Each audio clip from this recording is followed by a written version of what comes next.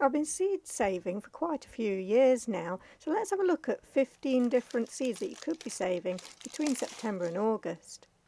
So these are Carlin peas. I use them as an alternative to chickpeas in my cooking, but they're very simple.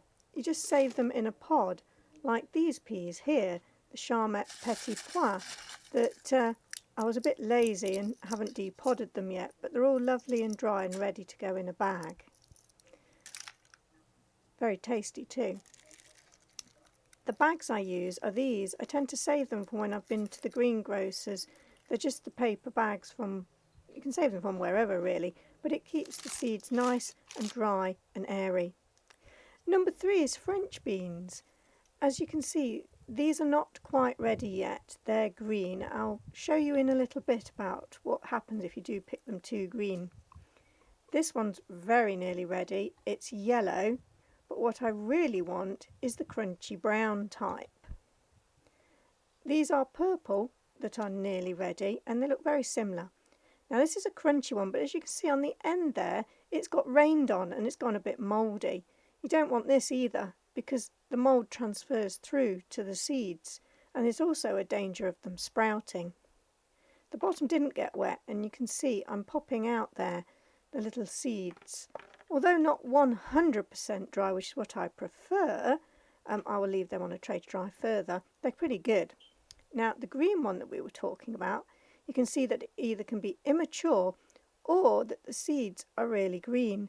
Now if they dry out, they'll probably discolour like some of the ones in this bag, although these were definitely not as green as those. So the variety that they are is the Climbing French Bean Blue Lake. And you want to discard any of the beans that are either too small, too shriveled, or look really discoloured because they might go mouldy. Now these are some of my other French beans that I save.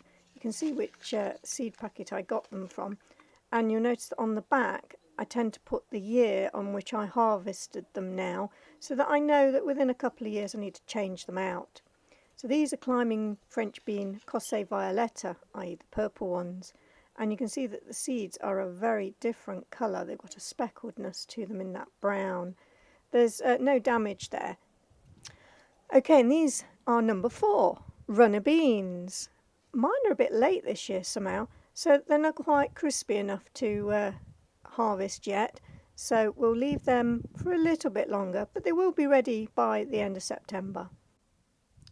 Okay, now this one is really easy to harvest. They're so dry, you can just rub the seeds off the plant from their little spriggy heads. And these are number 4, dill. And they give you these floaty seeds that are, sort of have a black blob in the middle, and then this sort of edge to them. So these can be used in my cooking, or I can sow some more. Number 5, calendula. I love these. They really attract the beneficial insects, and you can see a lot of the flowers are now starting to go over, and we're really just waiting for them to crisp up. Another theme you can see here is the fact that we want to let things crisp up. If you don't let the seeds mature at all, they won't work next year. And if you don't let them dry out, there is a risk of rot and fungus. Okay, number 6, we're on to tomatoes. So tomatoes are a bit different again. Here you can see that I'm scraping out the seeds from within the flesh of the tomato, which means I can eat that bit of tomato in a bit. Now we need to get rid of this sort of gooey stuff that's stuck to all the seeds. So I'm going to make sure I wash it off in the sieve. I will rub it with my hands as well. And then when they're a lot better, I will get them out. In this case, I'm putting them on a handkerchief because it's a bit more eco-friendly than using lots of tissue. Rub it so there's any remaining gone, and then leave that to dry. Now, if you're doing a number of tomatoes, or if you think you might not remember what variety, it's a very good idea to add a label while they're drying out. And then they'll go into some of those paper bags like all my other seeds. So these are Mini Bell. And then as soon as they're dried, into the bag they go. Number 7, kidney beans.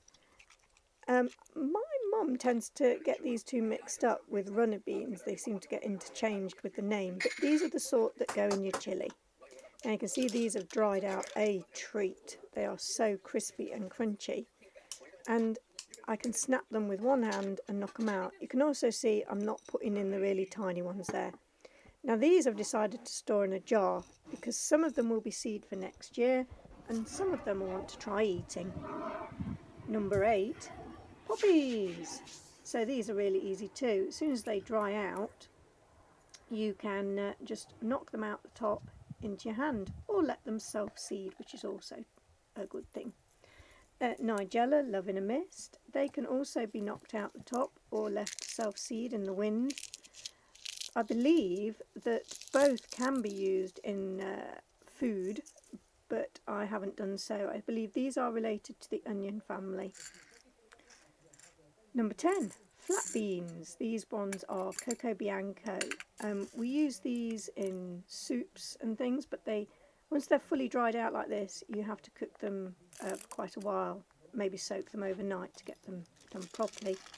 But you can see I've separated this time my seeds that I'm saving and the ones that I'm using for cooking in the jar.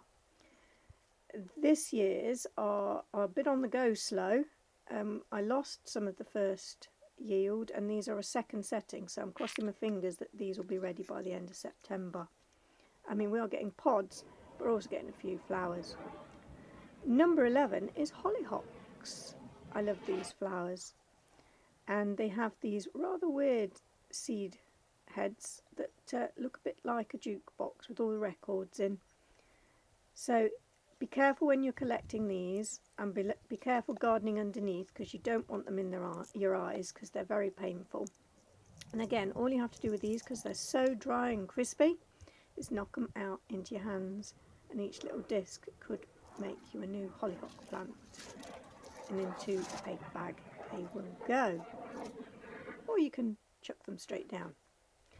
Number 12, flat leaf parsley. Now this, you can see this is going to seed. It's sent up these nice long stems and it's flowered and the seeds are starting to form, but unfortunately not quite dry enough, and besides it's just rained, so I won't be harvesting those right now because of that damp problem. So don't harvest just after the rain.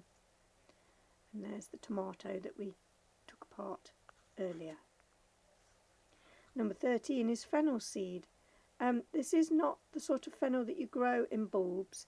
This is the one that you grow for its foliage to harvest, and obviously I'm going to harvest its seed. So this can be used in food, and also you can keep the seed for planting again next year. However, I've noticed that mine is gradually creeping along the bed and I'm letting it do so. So all I do for this one, because the seeds are so small and I'm likely to drop them, is just harvest them into a bag straight away, leaving the bag down to let any creepy crawlies escape. There you can see I've got an odd cobweb there. And they're so dry, they're ready to be packed away now. And the other thing I make sure I do is label what it is, because you think you're going to remember, but you never do. And again, the year. Here's a surprising one that nobody ever thinks of, but it is a seed, and that's 14, potatoes. If you've got any really green ones, I tend to save those in a string bag in the fridge so that I know they're seed potatoes. Nobody's going to eat a green one anyway. Number 15. These are not quite far enough along, but I'm actually harvesting these to use for their smell at the moment. So 15 is lavender.